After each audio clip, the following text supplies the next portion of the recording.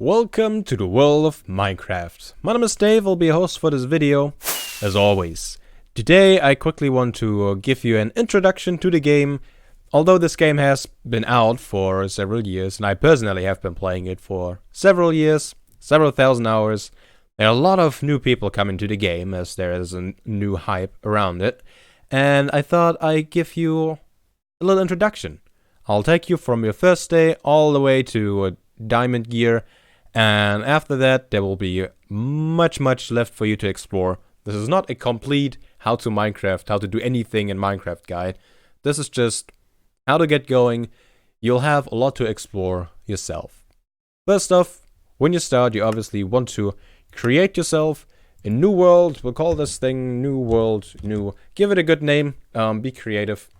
We'll keep it on survival mode since this is the heart of Minecraft, the heart and soul of it. We could give it more options, for example a seed, to make sure we get a very specific map that we can generate another time, or in case you have seen a map online that you want to play on, you can punch in the seed over here and you will generate that very map. There are some other settings that we can play with. For example, you can get a bonus chest which has a first pickaxe and an axe. Nothing too valuable. I will show you how to make all these things anyway, but if you want a small head start, you can turn this on and play with it. I'm not sure if I ever saw anybody actually use this. Doesn't really matter. Let's create the new world, let's jump in and get our first gear.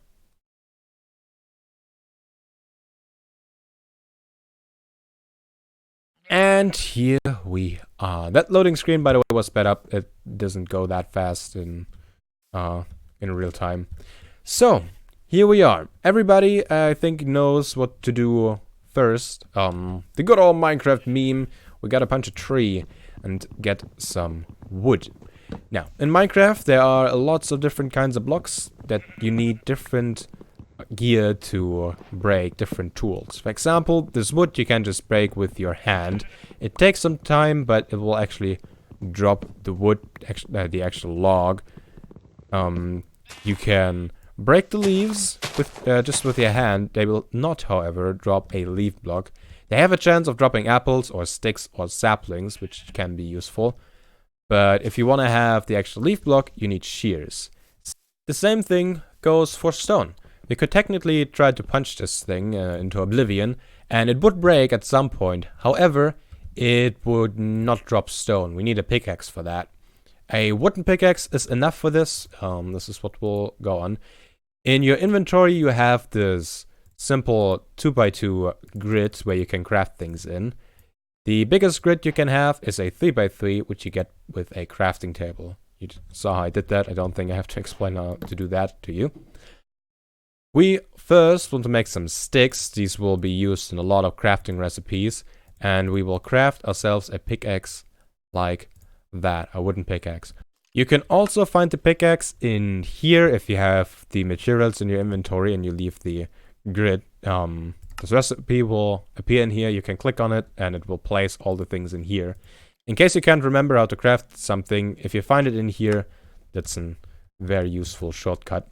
Now, the wooden pickaxe, as you can see, it can mine the stone, obviously faster than we could punch these out with our fist, but it is fairly slow. We can also mine the coal over here and get actual coal drops from it, but this is all very slow, and the wooden pickaxe cannot break iron ore, which is the next tier after stone. The stone pickaxe cannot just break more things, it can also break them faster. But before we worry about getting iron gear, this is a survival world, and what is vital to survival? Food. We need to find food, and preferably we want to do that before the sun over there sets behind the horizon. In the dark, mobs will spawn, hostile mobs, they will attack us, we will take damage. And in this game, you can only regen your health if your hunger bar is full. So you can see below my hotbar down here, right down here, we have the health bar over here and the hunger over here. If we were to take damage, we were to regen a little bit until we start to get hungry. We also start to get hungry by running around and doing various other tasks. Now, I have approached these sheep while talking about needing food. You can probably imagine what is going to happen next. I'll craft myself my first sword, a stone sword. And these sheep will, I think that they know what's coming. If you jump and attack a mob while falling, you will do a crit, if you actually hit them. Yeah, like this. And you will deal more damage than when you just attack them like this. Now, the sheep drop wool and mutton. You can also shear the sheep to get the wool if that is your only objective. You don't have to kill them all the time. But this raw mutton can be a good food source. Well, it can be a good food source once we cook it. Now, I just saw something on the horizon, which is very lucky, especially for a start. There is a village. Villages are great in the beginning of a new playthrough, because they have a lot of food around usually, and that is just what we need. In the village you can find fields like these. It looks like nothing here is fully grown. These are carrots, we can punch them out. You can plant a carrot like that on this tilled soil, and once it's fully grown you get more than one carrot per block. Over here, these are normal seeds. Wheat will grow from here. And with wheat, you can breed animals and you can also make bread. Now, in order to get bread, you can also break one of these hay bales. You can uncraft them into 9 wheat and make some bread with that simply by placing them down in a line like that. And we get 3 bread. I hear a zombie. Probably below. Yeah, and we can eat the bread. The bread as well as the carrots are food items that you can just eat without actually cooking them. The raw mutton, however, you want to cook. You can technically eat this just straight up as it is raw. However, you will regain more hunger if it's fully cooked. Now in these village houses, apart from food, you can also find these chests, which can have some goodies. We have more bread, which is awesome, some potatoes, some apples, awesome, even some emeralds. Ooh, we are already rich. You can use these emeralds to trade with villagers. I'm not gonna get into that in this guide. You can buy good things from some of the villagers, so you do not want to kill these guys. But back to the food. As I said, you want to cook your raw mutton and some of the food items that you have. For example, the potatoes as well. Now, there are different ways you can cook or smelt things. In the beginning, for food, I would recommend you make yourself a campfire. You can craft it like this with 1 piece of coal and some logs as well as some sticks. The good thing about the campfire is that it does not need any fuel. You cannot pick it back up. However, you can just place your food on here. For example, we have our mutton here and our potatoes, and they will sizzle and cook all the way through. While the campfire will cook your food, it will not, however, smelt your ores. To smelt ores, you want to have at least a furnace. The furnace is the basic smelting tool. You can smelt anything with it. But there are specialized items for food and for ores that will get that job done faster. For basic purposes, a furnace will be enough, however. The night is approaching. We will have to find shelter. Now, if you are lucky enough to find a village, like I did, you are in luck. Because in the village you can find a lot of beds. If you find one that is not occupied, you can just go and lay down and sleep through the night. You'll wake up in the morning and everything will be fine. If you do not, however, find one of these, you are out of luck. Mobs will spawn in the dark and they will try to attack you. One thing that I usually do in the first night is not sleep. I'll look for a nice cave, go down and get some resources. In case you are getting attacked by mobs, however, and you are near a village, if you remember where the iron golem is that is walking around in here, the iron golem will attack the hostile mobs around you, which can be big help. You can also take care of the mobs yourself. However, during nighttime there will be no end to the mobs coming, so you want to seek shelter. I have found myself a cave. It looks fairly dangerous of getting down there. You will have to decide how to approach this. You can do the reckless thing and just jump into the water over there. You will not take fall damage if you land in water. You can also try to build yourself a staircase down.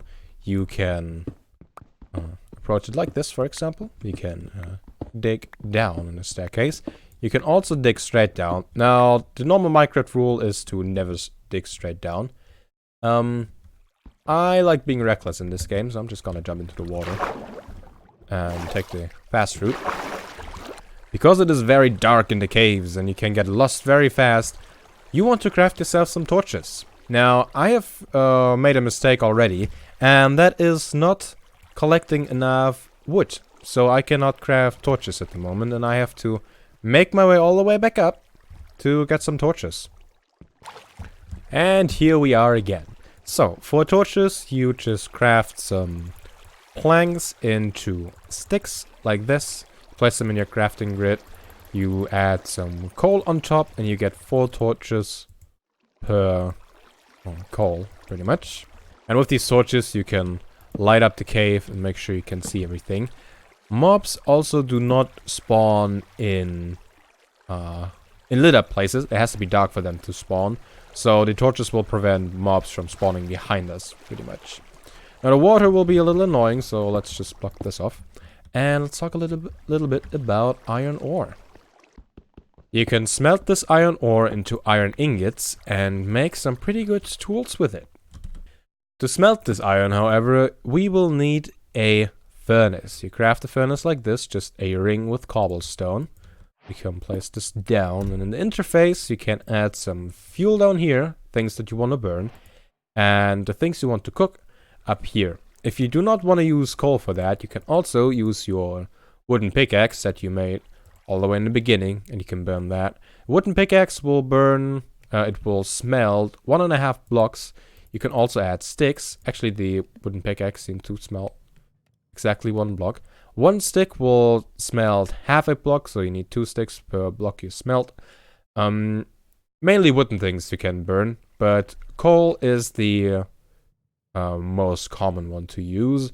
1 coal will smelt 8 blocks you put in here. So, with these 3 iron ingots, we can make ourselves a nice iron pickaxe. The iron pickaxe can not just break the stone faster and the coal faster than the other pickaxes that we had. It can also mine other ores, for example, gold and diamond, redstone and lapis. You can mine all that with the iron pickaxe and actually receive the ores. I have 3 iron ingots left, and I think I know exactly what I want to do with them. Early on, it is often vital for newer players to have some protection. To get the protection, you can craft yourself a shield, like this. 1 iron ingot and some oak planks will give you the shield. You can put this shield into your offhand, which is this over here, and if you right click, you hold up your shield. This will block attacks from skeletons, for example. You can block arrows with that. Also, if a creeper is exploding and you shield, you will not take any damage from the blast. It is very useful in the beginning. I honestly never really use these. I tend to just avoid mobs or dodge them, but the shield can be very useful. Now that we have some food, we have a shield, we have a stone sword. We could make an iron sword, but I think I want to hold on to this a little bit longer. We have some torches. It is time to go caving. We want diamond tools. For that, what we have to do is to just follow the cave, and it ends right here. So, we will not find diamonds up high where we are at the moment. If you press F3, you can see your coordinates. And up here, you can see the Y level. The Y level is the height where you are at. The most common place to find diamonds is at Y level 11. We're at 26, so quite a bit higher. Sea level is Y level 64. So just so you have a reference.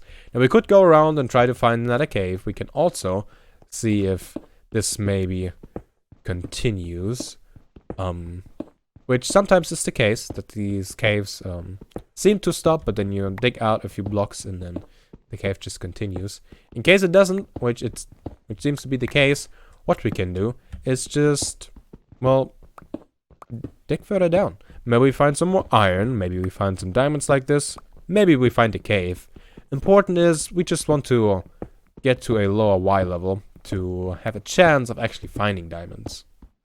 I've made it down to Y level 11 and I didn't find a cave, nor did I find any diamonds. I did find some more iron though, so that is good. Now, what you can do at Y level 11 is strip mine. This is a perfectly valid way of finding diamonds. It is a little boring in my opinion and I prefer caves. However, if you just dig in a straight line, you have a decent chance of finding diamonds. Now diamonds are rare. I should mention that.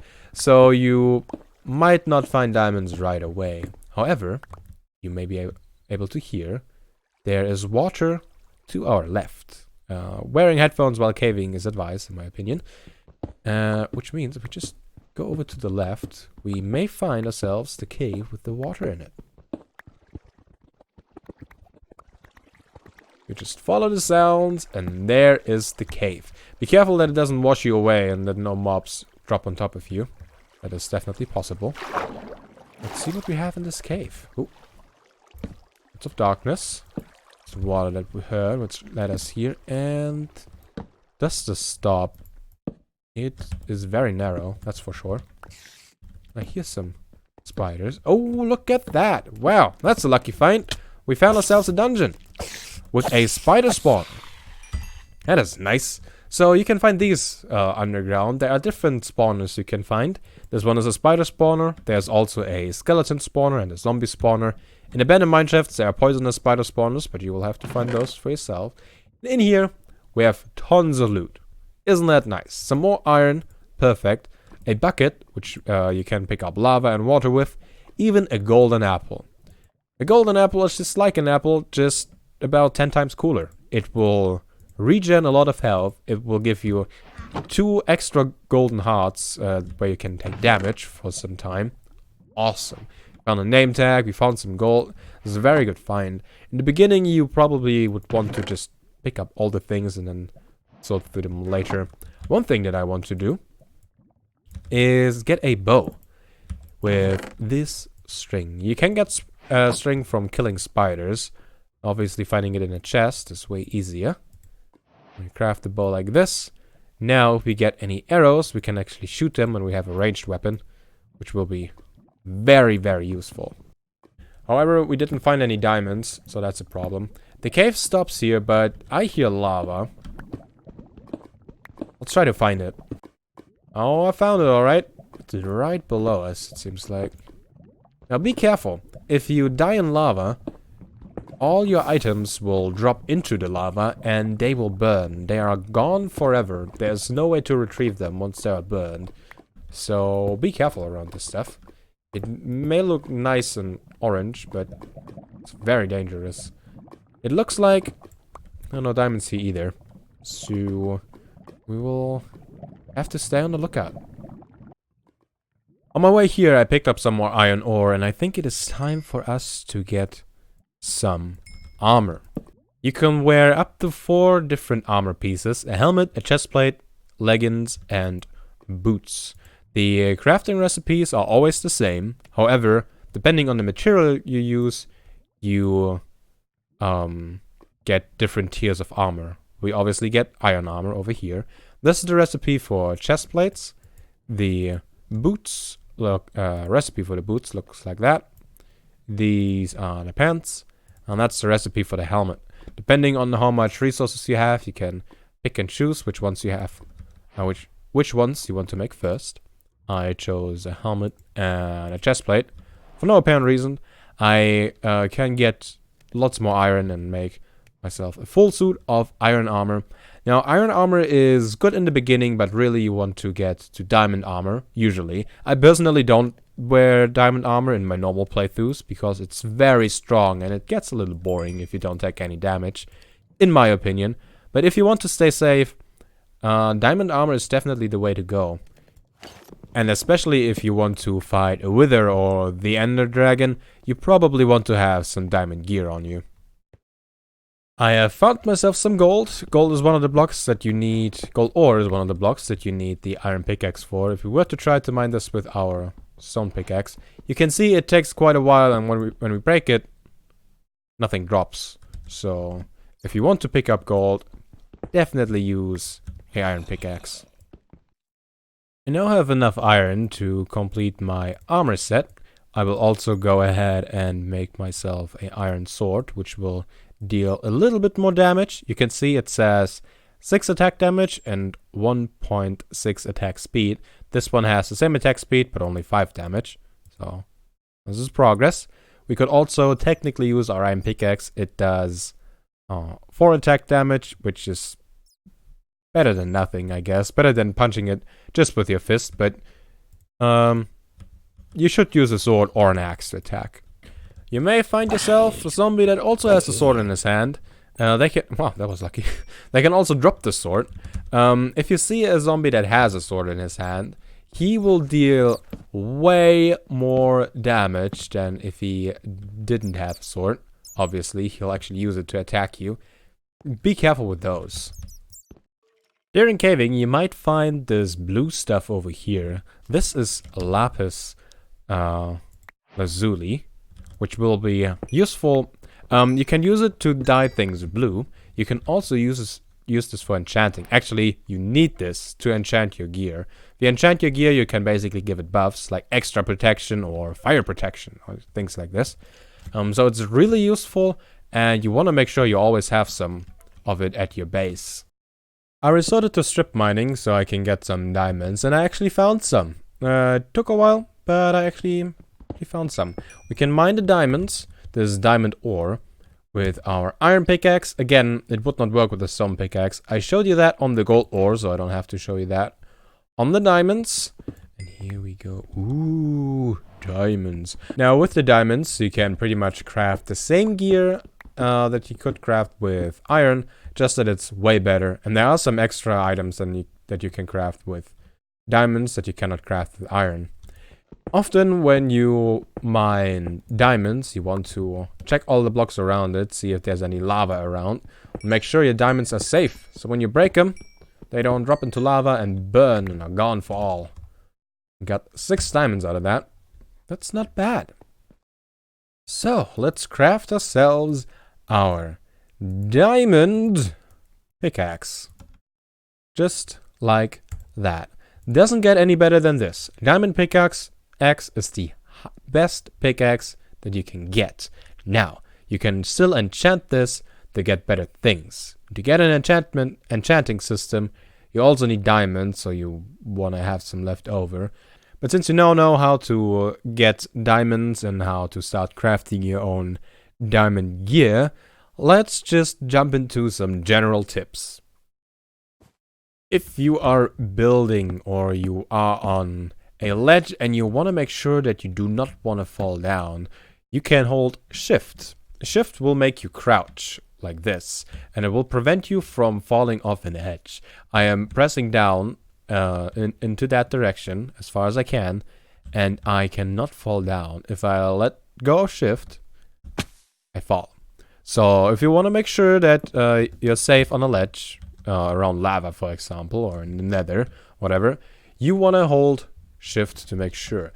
The perspective change that I'm doing over here is F5, by the way, so you can cycle through them to first person, third person, and the selfie stick. This over here is a enchanting table. With this you can enchant your tools, for example this diamond pickaxe with some lapis. You see the maximum level that you need over here. For the last one we need to be level 30. We are currently not level 30, so we cannot do that. We need either 1, 2, or 3 lapis in here. So you can see these unlock. The third one would be unlocked now. And if we were to enchant something with this, we would lose the amount of lapis in levels. So as well. So if we were to do this level 2 enchant, we would lose 2 lapis and 2 levels. You can get some really good things in here. For example, this one would be Silk Touch. With Silk Touch, you can pick up, for example, the diamond ore, and it will stay diamond ore. You won't get just a normal diamond from it. You could also possibly get a Fortune 3 enchant. So the Fortune enchant in general means if you break something, you get more of it. It doesn't work with all things, but with diamond ore, for example, it would work. There are 3 different tiers of Fortune. Fortune 1, 2, and 3. Easy to remember. With Fortune 3 obviously giving you the highest amount of things. Now, when you place down your enchantment table first, like for example over here, and we put something in there, you see that the maximum levels only go down to like 3. I think this can go up to 7 maybe, or 8. These are fairly low, and you can see that the enchants that we get here are not very good. We can also have a pickaxe in here, for example. Let's use this one. You can see this is no longer Silk Touch. This is because over there we have these books around. We can, with books, upgrade our enchantment table up to the level 30. It's the maximum. For that we need 15 bookcases in range of this one. I placed it bad, so this won't work. Only goes to level 12. You can see the setup that I have. That was some lag. Okay, here we go. Ooh. This is basically the minimum amount of books. You can also have these 2 tall around. It only matters that there are 15 bookshelves in range of this to have it level 30. That's what you want. In case you do not like your option and you wish to have other ones, what you can do is simply enchant with a level 1 enchant. This will take 1 lapis from you and 1 level. You can see we're now level 28. And then you can go to one of these grinding stones and disenchant your tool or weapon again. And when you enter it again, you can see we now have different one. Smite 4. Smite will deal extra damage against undead mobs, for example, the skeletons or the zombies. I think also the wither. There are different damage boosting enchants, but I won't go over all of them. I think this already is in-depth enough if you're just starting off with Minecraft. This might already be a little confusing. There are lots more different weapons. There is tridents and crossbows. There is a ton of blocks that you can build with. Lots of different ores. There is the nether to explore. There is the end dimension to explore. There are elytras to get and fly through the sky. You can have fireworks. You can have boat races. You can have all the things in this game. I think with this video, I have given you all the knowledge you need to be well on your way. Now, note that I did all of this straight away. That's usually my playstyle. I progressed fairly fast in the beginning. I went down and got diamond gear pretty much within the first 20 or 30 minutes of the game. You do not have to do that. If you just want to spawn in, get some food, and explore, find a nice place to set up your base, you are free to do that. There is no set rules on how to play Minecraft, really, as long as you don't play on the server with other people, then there might be rules. But if you're just playing single player, have fun. Do what you want, build the things you want, get the tools you want, color your leather pants purple, or whatever you fancy. It's up to you. The possibilities in Minecraft are basically limitless unless you want to build something that doesn't consist out of blocks and doesn't like squares, then that might be a problem. In any case, this will be the end of this video. I hope you enjoyed it. I hope you got some useful information out of it. If there is anything that I said that is really confusing, or I said something weird, feel free to ask in the comments. Me or somebody else, some other knowledgeable viewers will help you out, as long as it is about the progression through Minecraft. If you are having problem with the installation, then I can't really help you. Tech support is not really what this one is about. In any case, I hope you enjoyed this episode, and I hope you check back with me next time. Next episode, video, stream, whatever that will be. And until then, see ya.